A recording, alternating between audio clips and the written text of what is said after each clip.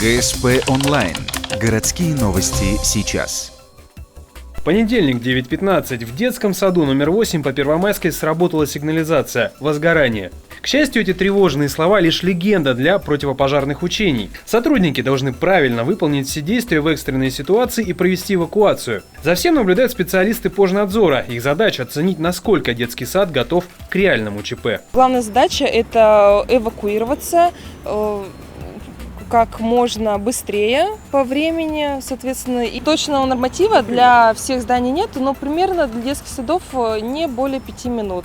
Вывести всех малышей из здания задача не самая простая. К тому же параллельно к учениям привлекли пожарный расчет. Он прибыл на место после соответствующего звонка от заведующей. Огнеборцы должны потушить огонь, а также отработать эвакуацию пострадавшего в спецмаске. В итоге все со своими задачами справились. 43 ребенка и 11 взрослых выведены из здания. Действия сотрудников я оцениваю на хорошо. Дети не испугались, потому что тренировки мы проводим периодически в сентябре и в мае, и перед Новым годом.